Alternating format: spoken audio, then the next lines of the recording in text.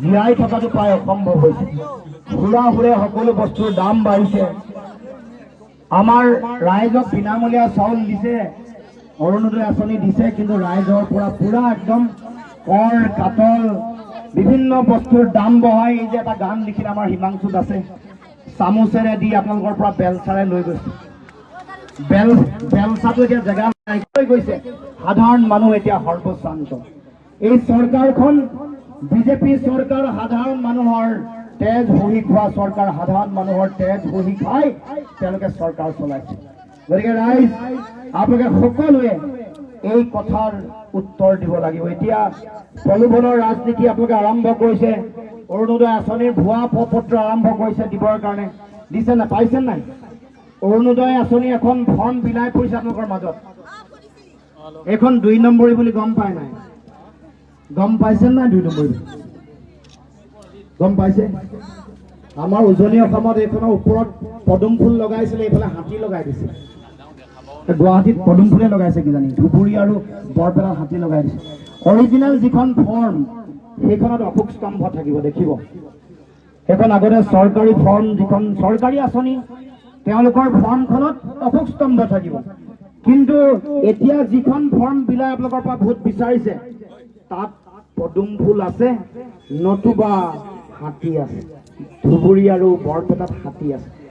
এইখন মিছাকে মিছা ফৰ্ম এখন বিলাই আপোনালোকৰ পৰা ভোট ল'বলৈ চেষ্টা কৰিছে। আপোনালোকক মিছা কথা কৈ, মিছা প্ৰলোভন দি বন্ধন গোটৰ ঋণ ৰেহাই দিম বুলি আপোনালোকৰ পৰা ভোট ল'লে। যোৱাবাৰ আপোনালোকে বাকীত ভোট দি দিলে। ভাৰত ভোট দিছে, বাকীত দিছে। বাকীত দিলেতো ফাঁকি দিবইতো। বাকীত যিহেতু ভোট দিছে, বাকী মানে ফাঁকি। আৰু আপোনালোকক যোৱাবাৰ বিজেপি চৰকাৰে এই গছপুলি ৰোৱাৰ কাৰণে পইচা দিম কৈছিলে, দিলে নাই? অমৃত বিষয় দুবাৰ ঠকিছে, দুবাৰ টেঙা আম বিক্ৰী কৰিলে। এবাৰ ৩ নম্বৰ বাৰ টেঙা আম বিক্ৰী কৰিবলৈ আহিছে। লাখপতি বাইদেউৰ নামত প্ৰথম আমাৰ মহিলাসকলক টাৰ্গেট কৰিছে।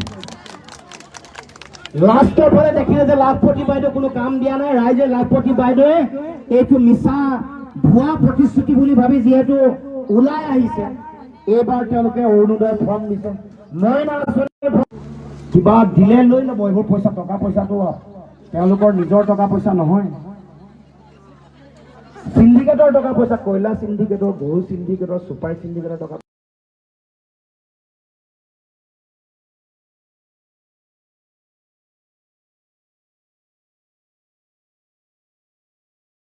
পাইছে, বিনামূলীয়া চাউল পাইছে বুলি আমি বিজেপিক ভোট দিবলৈ বাধ্য নহয়। তেওঁলোকে যে কয় যে হিতাধিকাৰী ভোট পাম, মই কওঁ যে আমাৰ জনকল্যাণকামী আঁচনিৰ সুবিধা পোৱা মানুহ যিসকল আছে সেইসকলটো বিজেপিৰ নিকিনা গোলাম নহয় যে তেওঁলোকৰ মতে তেওঁলোকৰ এই আঁচনিৰ ধন পাইছে মানে, চৰকাৰৰ আঁচনিৰ ধন পাইছে মানে বিজেপিক ভোট দিব।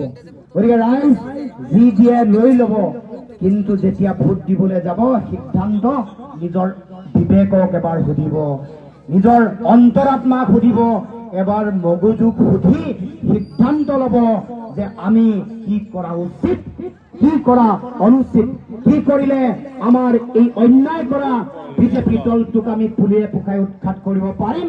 সেই অনুসৰি সিদ্ধান্ত লৈ সকলো ৰাইজে যাতে অহা ৭ তাৰিখে ভোটদান কৰে। সকলোকে আহ্বান জনাইছো। আমাৰ সকলো ৰাইজকে অন্যায় কৰিছে। আমাৰ যিসকল কৰ্মচাৰী আছে তেওঁলোককো অল্ড পেঞ্চন স্কিম তেওঁলোকে বিচাৰি আন্দোলন কৰিছে। আমাৰ আশা কৰ্মী বাইদেউসকল আছে, আমাৰ যিসকল তেওঁলোকক দিব লগা প্ৰাপ্য অধিকাৰ দিয়া নাই। অংগনবাদী কৰ্মকৰ্তাসকলে তেওঁলোকেও আন্দোলন কৰি আছে, তেওঁলোকৰ প্ৰাপ্য অধিকাৰ দিয়া নাই। চাফাই কৰ্মী যিসকল কোভিডকালীন যিসকল চাফাই কৰ্মী আছিলে তেওঁলোকৰ চাকৰি বাকৰি চাফাই কৰি দিলে। ট্ৰেন্সপৰ্টৰ যিসকল আছিলে কৰ্মচাৰী যিসকল আছে কন্ট্ৰেকচুৱেল তেওঁলোককো একেলগে চাফাই কৰিলে। তাৰ মানে আমাৰ ব্যৱসায়ী, আমাৰ ঠিকাদাৰ, আমাৰ কৰ্মচাৰী, অংগনবাদী কৰ্মী, আমাৰ যিসকল আশা কৰ্মী, কোনো মানুহ সুখত থকা নাই। কোনো মানুহে এই বিজেপি চৰকাৰ শাসনৰ সময়ত শান্তিৰে থাকিব পৰা নাই। গতিকে ৰাইজ আমি সকলোকে আহ্বান জনাইছো, অহা ৭ তাৰিখে দলে বলে ওলাই আহি যাতে হাতৰ চিনত ভোট দি আমাৰ মীৰা বৰঠাকুৰ গোস্বামী ডাঙৰীয়ানীক আমাৰ দিল্লীৰ মজিয়ালৈ যাতে পঠিয়াই, লোকসভাৰ মজিয়ালৈ যাতে পঠিয়ায়। আৰু মই আশা ৰাখিছোঁ, বিশ্বাস ৰাখিছোঁ যে আপোনালোকক কেতিয়াও আপোনালোকৰ যি আস্থা আৰু বিশ্বাস মীৰা বৰঠাকুৰ ডাঙৰীয়ানীয়ে কেতিয়াও ভংগ হ'বলৈ নিদিয়ে। আপোনালোকৰ মৰম, আস্থা, বিশ্বাস কেতিয়াও ভংগ হ'বলৈ নিদিয়ে। মই আশা ৰাখিছোঁ লোকসভাৰ মজিয়ালৈ গৈ মীৰা বৰঠাকুৰ ডাঙৰীয়ানী আপোনালোকৰ মনৰ কথাবোৰ ক'ব, আপোনালোকৰ অধিকাৰৰ হকে মাত মাতিব আৰু আপোনালোকৰ অধিকাৰ আজৰি আনিবৰ কাৰণে অসমৰ অগ্নিকন্যা হৈ দিল্লীত জিলিকি উঠিব, গুজৰি উঠিব। তাকে মই কামনা কৰি পুনৰবাৰ সকলোকে শ্ৰদ্ধা জনাই, সেৱা জনাই, সকলোৰে পৰা আশীৰ্বাদ বিচাৰি মই মোৰ বক্তব্য সামৰণি মাৰিছোঁ। ধন্যবাদ। জয়া।